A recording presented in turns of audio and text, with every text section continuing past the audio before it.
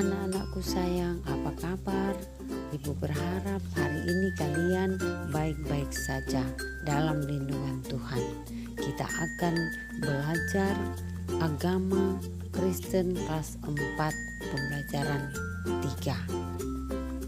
Nah, jangan lupa saat ini kita akan memulai pembelajaran kita. Kita perhatikan, kita simak pembelajaran kita hari ini lewat video yang ada. Shalom anak-anak yang hebat dan luar biasa. Siap belajar ya hari ini.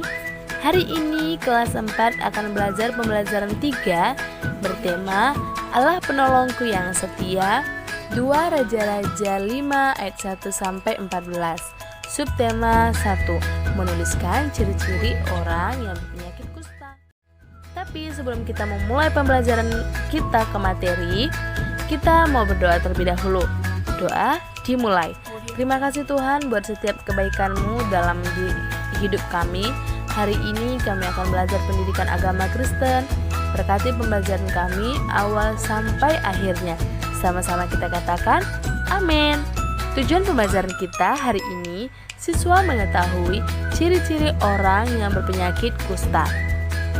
Siapa yang pernah melihat orang yang mengidap penyakit kusta atau lepra? Seperti apa ya orang yang berpenyakit kusta? Nah, lepra atau kusta adalah salah satu penyakit yang paling ditakuti pada zaman dahulu. Dalam perjanjian lama, bahkan hingga zaman Yesus, ada yang menular dan tidak dapat disembuhkan, bahkan bisa mengakibatkan kematian. Tetapi ada juga yang bisa disembuhkan. Banyak orang yang takut tertular jika berada di samping orang yang berpenyakit kusta, apalagi bersalaman dengannya. Padahal tidak semua penyakit kusta itu menular, tergantung seberapa parahnya kondisi luka itu. Orang yang berpenyakit kusta pada saat ini berbeda dengan orang berpenyakit kusta pada zaman Alkitab. Dulu, penderitaan kusta tidak boleh ada di tengah-tengah keluarga dan masyarakat. Mereka harus diasingkan dari keluarga dan masyarakat di sekitarnya.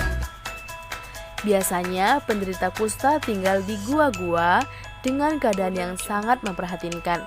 Tidak ada orang yang mau mengurus, apalagi merawat mereka.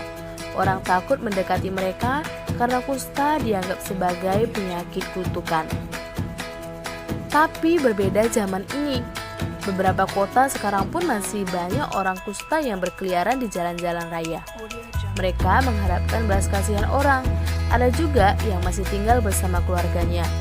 Tidak sedikit juga yang sudah diterima bekerja di bidang pekerjaan tertentu jika mereka sudah dinyatakan sembuh. Menurut info kesehatan dari sebuah website, istilah kusta berasal dari bahasa Sanskerta, yakni kushayang, berarti kumpulan gejala-gejala kulit secara umum. Penyakit kusta atau lepra disebut juga morbus Hansen sesuai dengan nama yang menemukan kuman itu, yaitu Dr. Gerhard Arwer Hansen pada tahun 1874, sehingga penyakit ini disebut morbus Hansen.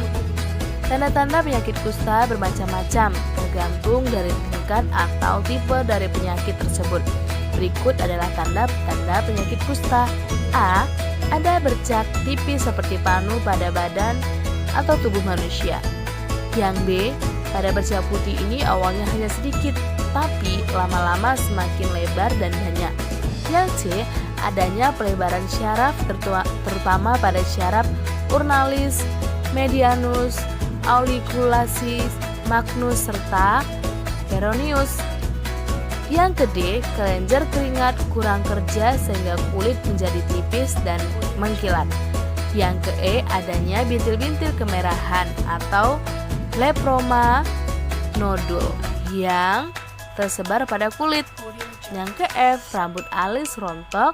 Yang terakhir yang ke G, muka berbenjol-benjol dan tegang yang disebut facies leomina, muka singa.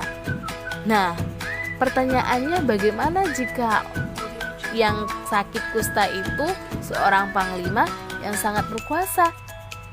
Akankah pengikutnya tetap menerimanya atau justru meninggalkannya? Nah, kita akan belajar tentang salah satu tokoh panglima Naaman sembuh. 2 Raja-Raja 5 ayat 1-19. Ada seorang pahlawan, panglima tentara kerajaan Aram, dia bernama Naaman. Suatu hari, Naaman menderita sakit kusta. Luka-luka besar muncul di tubuhnya. Istri Naaman menjadi bingung, tetapi seorang anak perempuan Israel pelayan Naaman mempunyai rencana. Pelayan itu memberitahukan bahwa ada seorang nabi dari Samaria yang bisa menyembuhkan Naaman. Kemudian pergilah Naaman dan pasukannya membawa persembahan perak, emas, dan pakaian. Nabi Elisa tidak menemui Naaman, tetapi menyuruh seorang pelayan untuk menemui Naaman.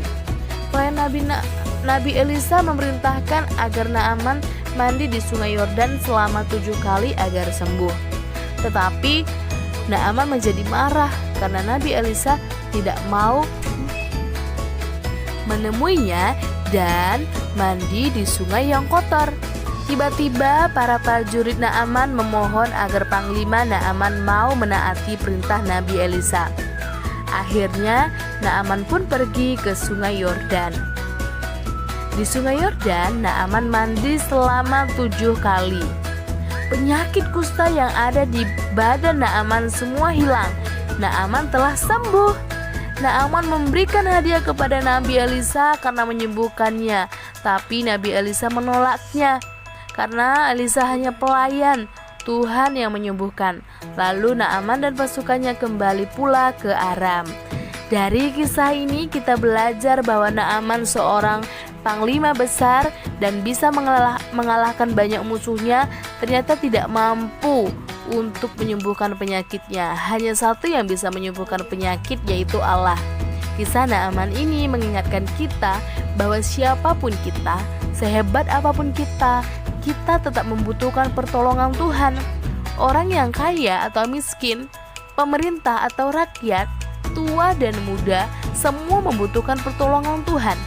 Dalam hidup kita sehari-hari, banyak peristiwa yang kita alami yang membuat kita menyadari betapa Allah turut bekerja di dalam hidup kita. Tuhan memulihkan kesehatan kita. Nah, anak-anak, dari setiap pembelajaran yang sudah kita bahas, kesimpulan dari pembelajaran kita, lepra atau kusta adalah salah satu penyakit yang paling ditakuti pada zaman dahulu. Dalam perjanjian lama bahkan hingga zaman Yesus, ada yang menular dan tidak ada yang dapat disembuhkan. Bahkan bisa mengakibatkan kematian, tetapi ada juga yang bisa disembuhkan. Ciri penyakit kusta ada yang bercak tipis seperti panu pada badan atau tubuh manusia. Pada bercak putih ini awalnya hanya sedikit, tetapi lama-lama semakin melebar dan banyak. Adanya pelebaran syaraf terutama pada syaraf urnalis. Kelenjar keringat kurang kerja sehingga kulit menjadi tipis dan mengkilat. Adanya bintil-bintil kemerahan rambut dan rambut alis rontok, muka berbenjol-benjol dan tegang. Walau Naaman pernah mengalami sakit kusta, tapi Tuhan dapat menyembuhkan penyakitnya.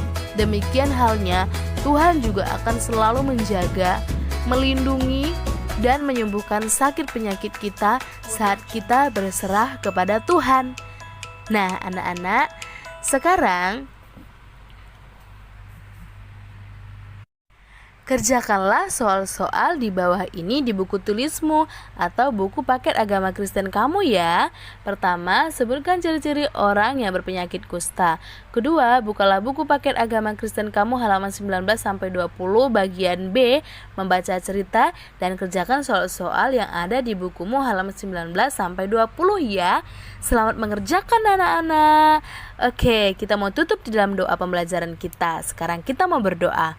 Tuhan, terima kasih buat setiap berkebaikan-Mu dalam hidup kami. Kami sudah selesai belajar. Biarlah pembelajaran yang kami hari ini terima mengajari kami untuk menjadi anak-anak yang berserah dan selalu mengandalkan Tuhan dalam hidup kami. Sama-sama kita katakan amin. Oke, sampai jumpa lagi di pembelajaran selanjutnya. Tuhan Yesus memberkati. Bye-bye. Shalom anak-anak yang hebat dan luar biasa. Nah anak-anak, demikianlah video pembelajaran yang telah disajikan tadi. Semoga pembelajaran ini bermanfaat bagi anak-anak semua. Dan jangan lupa mengerjakan tugas yang sudah disajikan di akhir video tadi. Demikian pembelajaran kita, sampai jumpa lagi. Shalom, Tuhan Yesus memberkati kita semua. Bye-bye.